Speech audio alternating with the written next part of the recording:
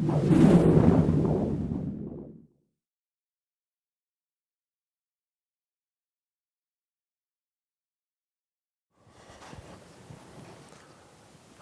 well, to start off, I want to tell you a little bit about who I am and my story, and then I want to tell you about some of the things that got me through my most difficult times, and hopefully one day in the future, they'll help you out too. Now, my story starts about 3 years ago. It was March of 2009, and I was a high school senior, and I was the captain of my high school rowing team. I was about 6'3", 195 pounds. I was being recruited by a couple colleges to go row for them. Spring break was a couple weeks away. Things were kind of winding down. You know, you're a second semester senior. You're kind of focused on having a good time. And I also played and coached intramural basketball. And one night, I was in a basketball game. I was playing, and it was a Saturday night. And afterwards, I had a sore right calf, like muscular soreness, like we've all had. And I didn't really think anything of it. But over the course of the next 2 days, it got progressively worse and worse and worse. Until on Monday, I went to my family doctor. At this point, he sent me directly to the ER.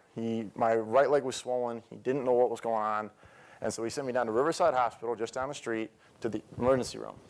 Over the course of Monday, my pain got worse and worse. I blacked out for the first time at 1 o'clock. I was on ibuprofen at the time, so I was delirious. This continued for about 24 hours. My last memory for a month comes on Tuesday morning when I was in the ICU with the surgeon telling me, we're going to take you to the OR because we don't know what's wrong and we want to find out. In the OR, they went to operate on my leg and began removing tissue that had been so badly infected that it had died. It turns out what I had was called necrotizing fasciitis. The more common term for it is the flesh-eating disease. This disease is incredibly fast and incredibly nasty. Within the next 24 hours, I've been operated on twice. They'd continued removing tissue on my right leg, but I wasn't getting any better. On Wednesday, they discovered that the infection had also gotten into my right arm. They took me back to surgery on Wednesday. They were operating on my arm, and while they were operating on my arm, my heart stopped. On the table, they rushed the vascular surgeon in. He put in the heart machine, and they got my heart pumping again, not on its own, but by a machine. At this point, my lungs, my kidneys, and my liver had all shut down. I was virtually dead. This also created a problem because it was a timeline now. The machine they had at Riverside, I could only be on for a few hours at most. Then that was it. Fortunately for me, thank God for the Ohio State University, OSU had a machine that I could be on for a number of days. So they brought me here, the Ross Heart Hospital here at the Ohio State University. Now, if I can get my laser pointer to work, that was my room. I would spend 2 months of my life in that room. That's an ICU room on one of the best hospital floors in the country. Now, the reason they moved me, just to be clear, wasn't because they thought I would survive. The reason they moved me was because my brother is a year ahead of me in school, and he went to school in New Jersey at the time. He was a freshman, and they wanted to give him time to get home before I died. When they were medevacing me out of Riverside, coming to Ohio State, they were rolling me on a gurney. I was completely delirious and comatose at this point. I have no recollection of this, but as they were rolling me, virtually jogging me down the hallway to get to this bus that they were going to move me to Ohio State in, my pastor is jogging alongside, holding his cell phone next to my ear, and my brother is on the other end and standing in the Philadelphia airport telling me goodbye for what he believes is the last time. My coach, who's my high school rowing coach, who I'd known for 4 years and was very close with, was running down the other side, and he was screaming down at me for the umpteenth time. Blake, don't quit. You will not quit. And if you think this is an excuse to get out of practice, you are dead wrong. Now, that night, and this is literally, my parents began planning my funeral. There was little hope. Even my doctors, who I've become very close with, wouldn't put a number on my survival. They wouldn't give me a chance because they just didn't believe there was one. But I'm not dead. I made it, thanks to some great doctors and a whole lot of luck. And now I wasn't out of the woods yet. Over the course of the next month, I was still in a coma. I have a month that I just can't remember. And they took me to surgery over 20 times to fix various things that had gone wrong. Obviously, most of those had to do with my legs. One of the side effects of being on this heart machine, this heart and lung machine, was that it limits blood flow to your lower extremities. So little by little, starting at my feet and my shins and my knees, they had to go amputate whatever piece had died most recently, all the way up to my hip on my left leg and high above my right knee. Ultimately, I would spend 100 days in the hospital and numerous more in rehab. I also can't emphasize enough how much, yes, it directly affected my legs and my arm, but what it really did was attack the entire system. To kind of give you a picture of the differences, in February, I could bench press 240 pounds. In June, I was laying in the rehab hospital and I could bench press 2 pounds. So I was a wreck, to say the least.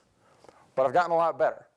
And I've also had a lot of time to think about what it was that got me through my really hard times.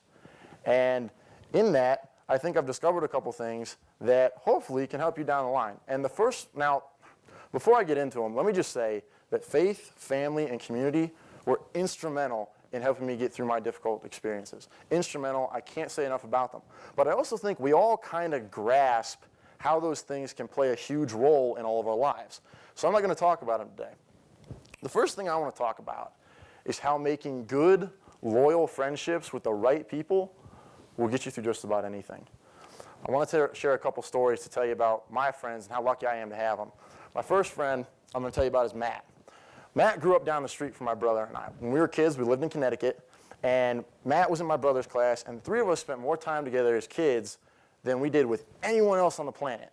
And after we moved to Ohio, when my brother and I were in middle school, we maintained very, very close friendships, and we're very close friends to this day.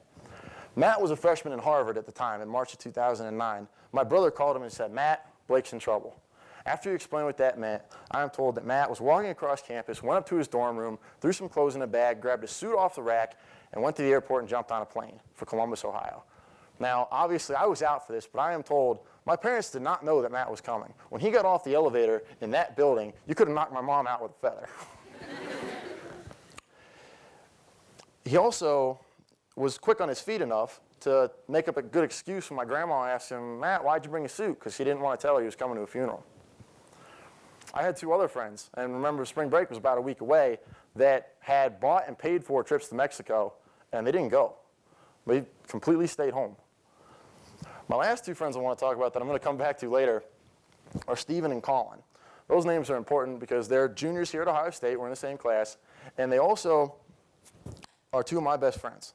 We rode together all 4 years in high school, and we are tight to this day. Colin, Stephen, and I were supposed to go on a trip to Florida for that spring break. We had plans, we had it all set up, and obviously none of us went. Now, my friends were about as supportive as you can be in that situation. They were the best people I could have asked for. But what's really incredible to me is how they treated me after I got better. That was really remarkable to me. Even after I got out of the hospital, I discovered that the best people, they want to hurt with you, and they want to be your shoulder to cry on, and they want to be there for you through everything. But even more than that, they want to heal with you. And even more than that, they want to laugh with you. So I want to come back to Stephen and Colin real quick. Last year, March of 2011, we found ourselves down in Florida on a spring break trip we never got to go on. I told you I got the right friends. Now, I want to reiterate the fact that laughter is so important, and this clock is just getting angry at me all the time. But I want to tell you a quick story, and before I tell you this, you all have permission to laugh. It is absolutely okay. That is what is intended. But I don't know if you can remember, about a year ago, this is when all that like Charlie Sheen nonsense was going on. And so my mom and I thought it would be funny to make T-shirts for this trip, which I'm actually wearing in that picture. On the front of the T-shirt, I have it with me. Let me show it to you guys right quick. Scarlet and gray, of course. We wrote 2.5 Men. and they were numbered on the back, 1, 2.5. And I know that's terrible and everything, but we got a lot of funny looks at the beach, let me tell you. But the reason I bring that up is to show that your best friends, guys like this, who I love dearly, will always treat you like you no matter what you look like. And that right there will get you through just about anything you have to go through. Now I'm going to transition to my second point, which is a little different.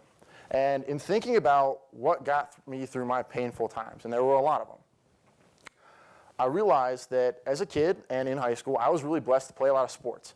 And I was blessed in high school enough to play a sport, rowing, that's really hard. if you want to have any success at it, you got to be able to push through your own pain barriers. Now, I didn't know it till after the fact, but that equipped me to deal with pain when it became not an option, when it was absolutely inevitable. And frankly, I got to tell you, there were some days where having had those experiences kept me sane. And so what I'd like to encourage all of you to do is find something to push yourself out of your comfort zone. And that's not, believe me, I know that's not an easy thing to do or to want to do, but when time comes that you have to rely on those things and you have no choice, where it literally might be life and death, you can draw on those things to get you through those times. Now, as I said, played a lot of sports when I was a kid and when I was in high school. And now I want to talk about a guy that I learned a lot of those lessons about life and endurance with. This guy, this is my cousin Matt. He was born 5 months before me. And in this picture, it's actually taken in France. He's 13 in this picture, and he was a really good soccer player. And for the state of North Carolina, he's on the Olympic Development Program team for the state. And they were over in Europe representing the United States in this tournament, in which they actually did very, very well. I think they did better than any U.S. team's ever done, as a matter of fact. But on the way back to the airport in Paris, it was a night, it was rainy, and a tire blew, and the bus rolled over. There were 2 fatalities on that soccer team, one at the scene, one a couple weeks later. Matt was one of them.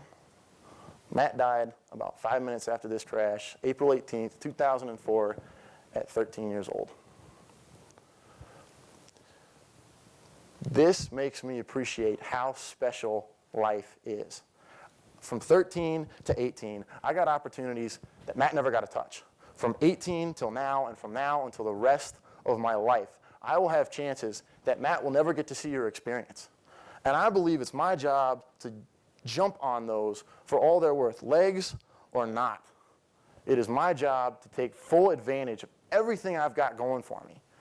Not only for people like Matt, but for other people who just won't have those chances.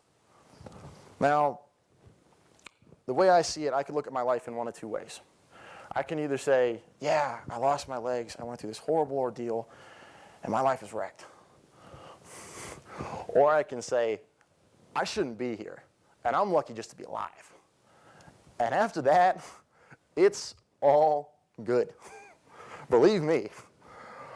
And so what I want to leave you with is, and I'd like to challenge you to believe and to choose, as I do, to view life as a get to, not as a have to. Thank you all very much. It's been an absolute pleasure.